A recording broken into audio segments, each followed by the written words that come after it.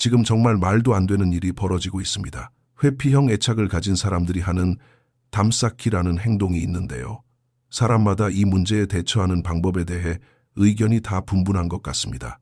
하지만 다들 가장 중요한 핵심을 놓치고 있어요. 왜냐하면 거의 모든 회피형 사람들의 마음속 깊은 곳에는 일련의 비밀스러운 소망들이 숨겨져 있거든요. 이걸 일종의 문이라고 생각해 보세요. 그들은 담쌓기를 하면서도 내심 여러분이 그 문을 열어주기를 바라고 있습니다. 그 문 뒤에 무엇이 있는지 아시면 아마 믿기 힘드실 텐데요. 일단 조금 뒤로 돌아가서 이야기해 보겠습니다. 먼저 사람들이 담쌓기에 대해 근본적으로 오해하고 있는 부분이 있습니다. 정의 자체를 모르는 건 아니에요. 거의 모든 사람이 동의하듯 담쌓기란 어떤 사람이 대화를 회피하고 입을 닫고 스스로를 고립시키는 행동을 말합니다. 감당하기 벅차거나 생리적으로 너무 큰 압박을 느낄 때 나타나는 현상이죠. 하지만 사람들이 정말 놓치고 있는 것은 무엇이 실제로 그 담쌓기를 유발하는가입니다. 여기에는 아주 미묘한 차이가 있는데요. 이 차이를 이해하려면 우리는 첫 번째 문을 열고 그 뒤에 있는 것을 살펴봐야 합니다. 바로 그들의 핵심 상처에 대한 깊은 이해입니다. 솔직히 말씀드리면 저는 제 유튜브 채널에서 이 핵심 상처라는 개념에 대해 수백 번도 넘게 이야기해 왔습니다. 하지만 여기서 진짜 흥미로운 건 그게 아니에요. 맞습니다. 모든 회피형 사람들은 자신의 독립성을 유지하고자 하는 아주 깊은 욕망을 품고 있습니다. 이것이 바로 그들의 핵심 상처죠. 그리고 일반적으로 그들이 자신의 독립성이 위협받고 있다고 느끼는 상황에 처하게 되면 그것이 결국 담쌓기 같은 행동을 하게 만드는 궁극적인 원인이 됩니다. 그렇다면 이런 상황들은 어떤 모습일까요? 여러분이 데이트를 신청하는 것부터 연인 관계를 요구하거나 부모님께 소개하거나 커플링을 고르러 가거나 결혼을 하거나 공동 명의로 집을 사거나 아이를 갖는 것까지 아주 다양합니다. 저는 이런 것들을 자극점이라고 부릅니다. 이제 여기서 그 미묘한 차이가 작용합니다. 어떤 회피형 사람들은 결혼 이야기 전까지는 괜찮은데 왜 다른 회피형 사람들은 그보다 훨씬 전인 데이트 신청 단계에서부터 자극을 받을까요? 모든 회피형 사람은 자극을 받는 임계점이 각기 다르기 때문입니다. 그리고 이것은 우리에게 무언가를 말해줍니다. 단순히 사실을 외우는 것과 그것을 진정으로 이해하는 것 사이에는 큰 차이가 있죠. 여기서 그 미묘한 차이를 설명해 드릴게요. 몇 달 전에 저는 에리카 카자르와 인터뷰를 하는 즐거운 시간을 가졌습니다. 그녀는 임상사회복지사로 유아기의 애착이 어떻게 형성되는지 많은 연구를 해온 분입니다. 아주 어린 아기를 세상에서 가장 안전하다고 느끼게 해주는 유일한 사람과 떼어놓으면 엄청난 스트레스를 받게 됩니다. 안전과 안도감은 대략 3살 무렵이 되어서야 내면화됩니다. 3살 무렵에는 우리 운회의 85%가 발달하는데요. 운회는 우리 삶에 어떤 일이 일어나든 우리가 안전하다고 느끼게 만들어주는 뇌의 부분입니다. 스트레스를 관리하고 감정을 조절하도록 돕죠. 따라서 감정 조절 능력은 3살 이후에나 내면화되며 그마저도 처음 3년 동안 엄마나 주 양육자가 아기의 감정을 매 순간 조절해 주었을 때만 가능합니다. 하지만 그녀와의 인터뷰에서 제 기억에 가장 강렬하게 남은 것은 바로 바다에 비유한 설명이었습니다. 아기들이 태어나는 건 마치 거친 대서양 바다 위에 돛담배를 띄운 것과 같습니다. 엄마들이 하는 역할은 이 아기들을 잔잔하고 평화로운 카리브해로 데려오는 것이죠. 계속 대서양에 방치하는 게 아닙니다. 그랬다가는 너무나 이상하고 우울한 일이 될 테니까요. 평온하게 안아주는 카리브해 같은 곳이 되어야 합니다. 자, 그렇다면 회피형 애착 유형을 가진 사람은 잔잔한 카리브해의 물결을 경험해 본 적이 없을 가능성이 높습니다. 그들은 미친 듯이 거친 파도에만 익숙해져 있죠. 어린 시절부터 양육자가 자신을 카리브해로 데려다 줄 것이라고 기대할 수 없었기 때문에 스스로 살아남기 위한 대처 방안을 만들어내야만 했습니다. 그리고 그들이 찾아낸 가장 흔한 대처 방법은 오직 자기 자신에게만 의지하는 법을 배우는 것이었을 겁니다. 세상 사람들이 회피형에 대해 얼마나 분노하는지 저도 잘 압니다. 제 유튜브 영상 댓글창만 봐도 바로 알 수 있죠. 그들의 행동을 변명하려는 것은 아닙니다. 네, 그들도 분명 도움이 필요합니다. 하지만 잠깐만 그들의 입장이 되어 한번 걸어봅시다. 여러분이 회피형이라고 상상해 보세요. 위험하고 거친 파도를 항해하고 있는데 그 파도를 헤쳐나갈 유일한 방법으로 타인에게 의지하지 않고 스스로를 진정시키는 법을 배웠습니다. 그리고 이 행동을 어릴 때부터 어른이 될 때까지 수도 없이 반복해서 완전히 몸에 배어버린 습관이 되었습니다. 그것이 바로 여러분이 짐작하신 대로 담쌓기로 나타나는 것입니다. 자, 이제 핵심 상처에 대해 더 깊이 이해했으니 아까 말했던 자극점들을 다시 살펴봅시다. 앞서 말씀드렸듯이 모든 회피형 사람들은 담쌓기 행동을 시작하기 전까지 각기 다른 임계점을 가지고 있습니다. 그리고 저는 그 임계점이 언제부터 이 바다가 위험해지기 시작한다고 느끼는가에 달려 있다고 생각합니다. 일반적으로 이 거친 파도는 회피형의 파트너가 얼마나 적극적으로 깊은 관계를 추구하느냐에 따라 결정됩니다. 파트너가 덜 공격적이고 더 인내심을 가질수록 핵심 상처가 자극받을 확률은 줄어듭니다. 하지만 제가 너무 앞서갔네요. 이제 두 번째 문 뒤에 숨겨진 회피형의 비밀스러운 욕망을 들여다봐야겠습니다. 어느 사악한 요리사가 평화로운 연못에서 개구리 한 마리를 훔쳐옵니다. 그는 식당을 운영하고 있었는데 개구리 스튜가 가장 인기 있는 메뉴였죠. 그는 이 개구리를 삶기로 마음먹고 냄비에 물을 채운 뒤 불을 최고로 높여 개구리를 집어넣습니다. 그런데 한 가지 문제가 생겼습니다. 끓는 물이 너무 뜨거워서 개구리가 냄비에 들어가자마자 폴짝 뛰쳐나와 버린 겁니다. 그래서 요리사는 다른 방법을 씁니다. 이번에는 냄비에 차가운 물을 채우고 개구리를 넣습니다. 개구리는 아주 편안해합니다. 그런 다음 요리사는 서서히 그러나 확실하게 불을 올립니다. 냄비 안의 온도가 서서히 올라가지만 개구리는 알아차리지 못합니다. 몇 분이 지나고 물이 훨씬 뜨거워졌지만 여전히 개구리는 눈치채지 못합니다. 다시 몇 분이 더 흐르고 결국 개구리는 아무것도 모른 채 산채로 삶아지고 맙니다. 모두를 위한 개구리 스튜가 완성된 거죠. 안타깝게도 이 우화는 과학적 사실은 아닙니다. 실제 개구리라면 물이 끓는 걸 감지하고 무조건 냄비 밖으로 뛰어오를 테니까요. 하지만 이 이야기는 회피형 사람들이 왜 갑작스러운 변화에는 재빨리 도망치면서도 점진적인 변화에는 그렇지 않은지를 이해하는데 아주 기가 막힌 비유가 되어줍니다. 아까 그 자극점 이야기로 돌아가 보죠. 어떤 회피형 사람들은 깊은 단계에서 담쌓기를 하고 어떤 사람들은 얕은 단계에서 담쌓기를 하는 이유가 단순히 그들이 끓는 물을 일찍 감지했기 때문일 수도 있습니다. 그렇다면 회피형 사람들은 냄비 안에서 삶아지기를, 즉 진지한 관계를 맺기를 원할까요? 네, 사실 그들은 원합니다. 사람들은 항상 담쌓기의 부정적인 면만 봅니다. 회피형이 담쌓기를 하면 나랑은 엮이기 싫다는 뜻이구나 하고 자연스럽게 지레짐작하죠. 하지만 그건 사실이 아닙니다. 그들의 핵심 상처가 실제로 어떻게 작동하는지 깊이 이해하고 나면 담쌓기는 그저 그들이 스스로를 진정시키기 위해 사용하는 방어 기제일 뿐이라는 게 명확해집니다. 본인이 그걸 인식하든 못하든 간에 거친 파도가 온다고 느낄 때 대처하는 그들만의 방식인 섭니다. 하지만 마음속 깊은 곳에서 그들은 정말로 유대감을 원하고 헌신적인 관계를 원합니다. 단지 그것을 줄 수 있을 만큼 누구도 자신에게 가까이 다가오지 못하게 막고 있을 뿐이죠. 아마도 이 문제에 접근하는 올바른 방법은 바로 그 개구리 삶기의 마음가짐일 것입니다. 존 가트맨 박사라는 분이 있습니다. 많은 사람이 그를 결혼 생활의 안정성 분야에서 최고의 권위자로 꼽습니다. 저는 담쌓기처럼 해결 불가능해 보이는 문제에 대한 그의 의견을 정말 좋아합니다. 가트맨 박사는 갈등 속에 숨겨진 꿈을 찾는 방식을 통해 워크숍에 참석한 부부의 86%가 서로를 훨씬 더 깊이 이해하게 되었다고 말합니다. 그리고 목표는 갈등을 완벽히 해결하는 것이 아니라 서로 대화를 나누는 것이라는 점을 기억해야 합니다. 대화를 통해 더 이상 교착 상태에 빠지지 않고 문제에 대해 이야기하며 유머를 잃지 않고 서로에게 애정을 표현하며 창의적으로 나아갈 수 있게 되는 것이죠. 너무 많은 사람들이 담쌓기에 대한 즉각적인 해결책만을 찾습니다. 어떻게 하면 회피형인 내 연인, 내 친구, 내 부모님이 담쌓기를 멈추게 할 수 있을까 하고요. 하지만 그런 접근 방식은 개구리를 삶는 올바른 방법이 아닙니다. 가트맨 박사의 말이 맞습니다. 회피형이 당장 담쌓기를 멈추게 하는 것이 목표가 되어서는 안 됩니다. 그건 회피형 본인이 원하는 바도 아닐 뿐더러 평생에 걸쳐 굳어진 습관을 하루아침에 없앨 수는 없으니까요.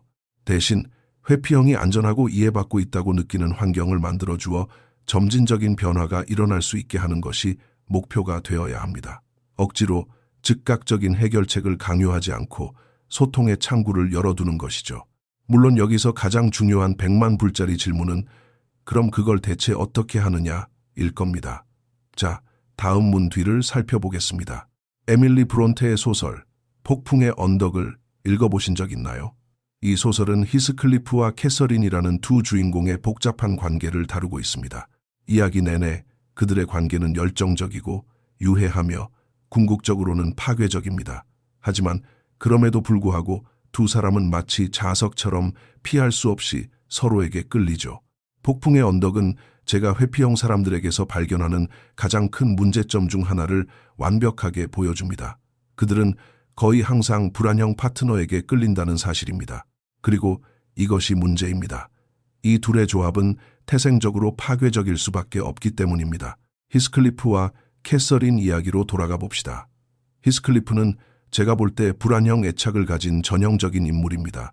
이야기 내내 그는 캐서린에게 극심한 감정적 의존성을 보이며 종종 집착하는 성향을 드러냅니다. 그녀의 인정과 사랑에 대한 갈구가 그의 행동 대부분을 지배하죠. 히스클리프의 버림받는 것에 대한 두려움은 캐서린의 결정과 행동, 특히 그녀가 에드가 린튼과 결혼하기로 선택했을 때의 반응에서 명백히 드러납니다. 그의 강렬한 질투와 복수심은 바로 이 깊은 두려움에서 비롯된 것입니다. 오 신이시여, 말로 다 할 수 없습니다. 내 생명 없이는 살 수 없고 내 영혼 없이는 살 수 없습니다. 소설 전반에 걸쳐 히스클리프가 캐서린의 사랑과 충성심에 대해 끊임없이 안심하고 싶어하는 장면이 수없이 나옵니다. 심지어 그것이 건강하지 못하고 파괴적인 방식으로 나타날 때조차 말이죠. 그리고 캐서린이 있습니다. 그녀는 명백한 회피형 애착을 가진 인물입니다. 그녀는 특히 사회적 기대나 신분 상승에 대한 욕구가 얽힐 때면 히스클리프와 감정적인 거리를 둡니다. 히스클리프와의 깊은 유대감에도 불구하고 에드가 린튼과 결혼하기로 한 그녀의 결정은 이러한 회피성을 잘 보여줍니다. 또한 그녀는 히스클리프와의 관계가 요구하는 친밀함을 버거워합니다. 품이 있어 보여야 한다는 욕구와 사회적 시선에 대한 두려움이 두 사람 사이의 벽을 만들어내죠.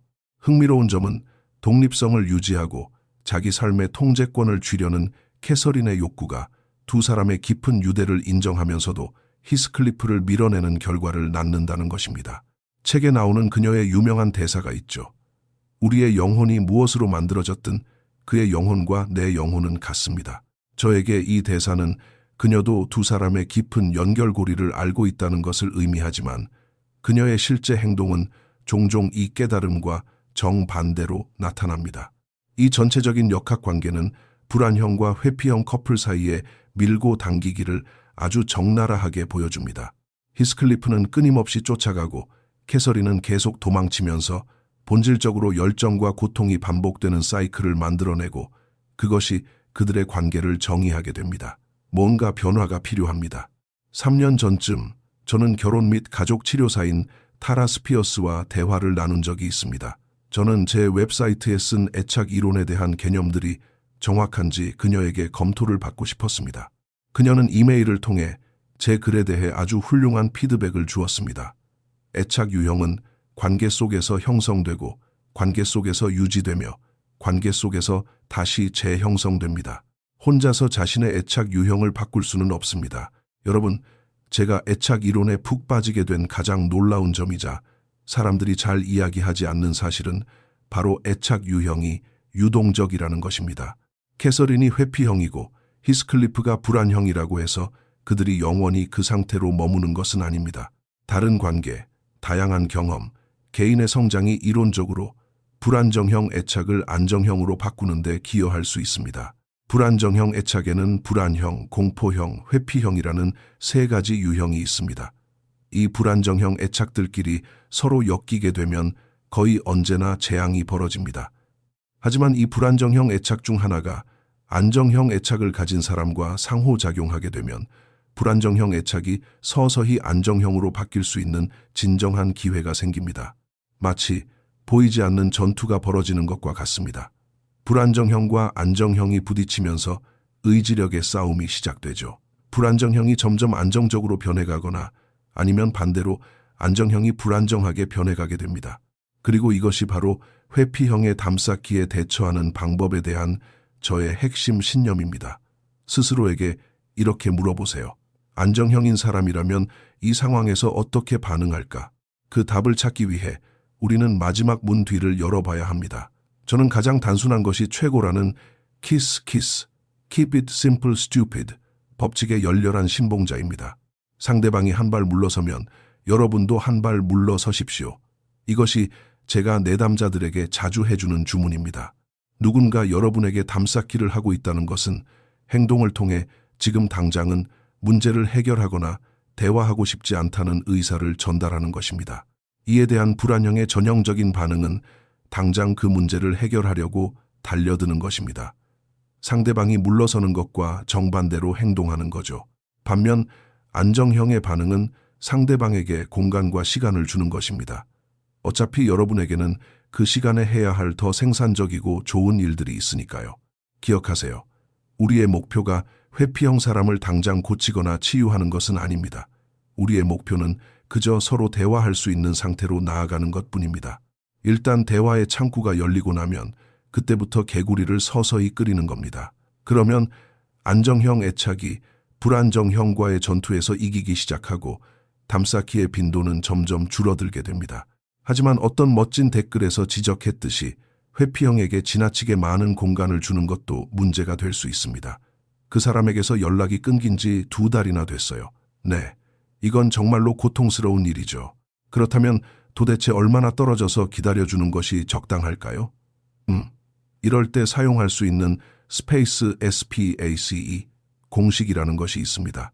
S는 담쌓기의 심각성, PP는 과거의 행동 패턴, AA는 회피형이 편안함을 느끼는 정도, C는 소통하려는 시도, EA는 감정적인 분위기를 뜻합니다. 이 각 단계에서 회피형이 어떻게 반응하는지를 보면 여러분이 그들에게 얼마만큼의 혼자만의 시간을 주어야 할지 알 수 있습니다. 이 요소들은 함께 결합되어 작동합니다. 예를 들어 담쌓기의 심각성이 가벼운 수준이라면 보통 하루나 이틀 정도 기다려주는 것이 좋습니다. 중간 수준이라면 사흘에서 닷새, 심각한 수준이라면 일주일 이상을 기다려야 합니다. 또한 과거의 패턴도 고려해야 합니다. 만약 담쌓기를 자주 해왔던 사람이라면 하루나 이틀을 더 추가하세요. 드물게 그랬다면 하루 이틀을 빼면 됩니다. 회피형이 편안함을 느끼는 정도가 낮다면 하루를 빼고 보통이라면 그대로 두고 혼자만의 공간이 아주 많이 필요한 사람이라면 하루를 더 하세요. 여러분이 소통을 시도했을 때 즉각적인 반응이 있었다면 하루를 빼고 반응이 늦었다면 그대로 두고 아예 무응답이었다면 하루를 추가하세요. 감정적인 분위기가 차분하고 이해심이 넘친다면 하루를 빼고 중립적이라면 그대로 두고 분위기가 팽팽하거나 적대적이라면 하루를 더 하세요. 실제로 한번 계산을 해볼까요? 담쌓기의 심각성이 중간 수준이라고 해봅시다. 기본 일수를 나흘로 잡겠습니다. 과거에도 자주 담쌓기를 했던 사람이라고 가정하면 이틀을 더 해야 합니다. 그리고 이 회피형 파트너는 혼자만의 시간이 아주 많이 필요한 사람이라고 해보죠. 그러면 하루를 더 합니다. 대화를 시도했지만 아무런 응답이 없었다면 또 하루를 추가합니다. 마지막으로 감정적인 분위기는 중립적이라고 가정하면 0일입니다. 자, 이 모든 것을 더하면 여러분이 그 회피형 사람에게 주어야 할 이상적인 시간은 총 8일이 됩니다. 하지만 여기서부터가 진짜 까다로운 부분이자 모든 사람이 실수를 저지르는 지점입니다. 회피형에게 충분한 공간을 준 후에는 다시 그들과의 유대감을 쌓기 시작해야 합니다.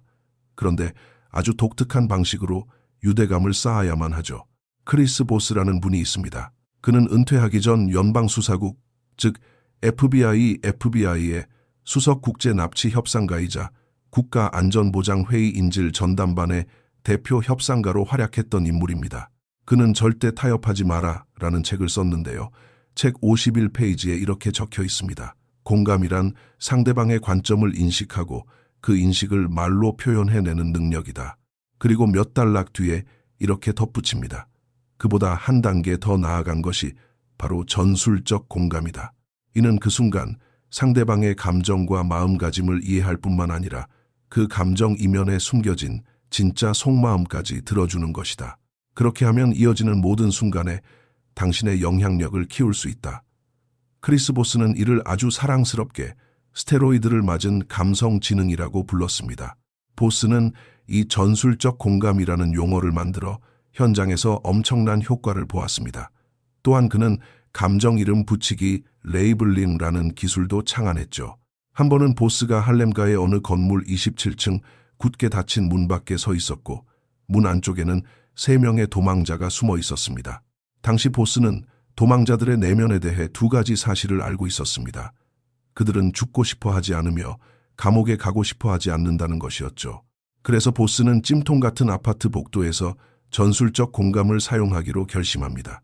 그는 굳게 닫힌 문 너머의 도망자들에게 똑같은 말을 계속해서 반복했습니다. 우리가 당장 문을 부수고 총을 마구 쏘며 들이닥칠까봐 불안하신 것 같네요. 감옥으로 다시 돌아가고 싶지 않으신 것 같고요. 보스는 책에서 이렇게 회상합니다. 우리는 그저 도망자들의 입장이 되어보는데 그치지 않았습니다.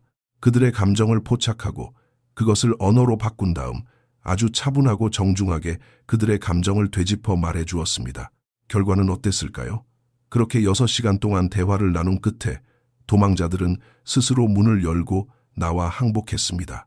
이것이 바로 전술적 공감의 힘이며 상대방의 감정에 이름을 붙여 다시 그들에게 들려주는 기술의 위력입니다. 이건 마치 마술과도 같습니다. 상대방의 마음을 꿰뚫어 읽는 것처럼 세상 누구보다 그들을 더 잘 이해하고 있는 것처럼 느끼게 만드니까요. 자, 이제 이 개념을 여러분의 회피형 파트너에게 적용해 본다고 상상해 보세요. 전술적 공감과 감정 이름 붙이기를 사용해서 독립성을 잃을까봐 걱정하는 그들의 겉면적인 두려움을 이해해 주는 겁니다. 예를 들면 이렇게 말할 수 있습니다. 우리가 너무 많은 시간을 함께 보내는 건 좋지 않을 것 같아. 네가 부담을 느끼고 숨 막히게 하고 싶지 않거든. 이렇게 회피형 사람들이 숨기고 있는 감정을 차분하고 정중하게 인정해주면 여러분은 그들에게 아주 특별하고 남다른 존재가 됩니다. 여러분은 본질적으로 그들이 더 이해받고 덜 갇혀 있다고 느끼는 공간을 창조해내는 것입니다. 마침내 그들의 마음의 벽이 허물어지기 시작합니다. 그리고 여러분, 그것이 바로 개구리를 서서히 끓여내기 위한 가장 완벽한 기초 공사가 되는 것입니다.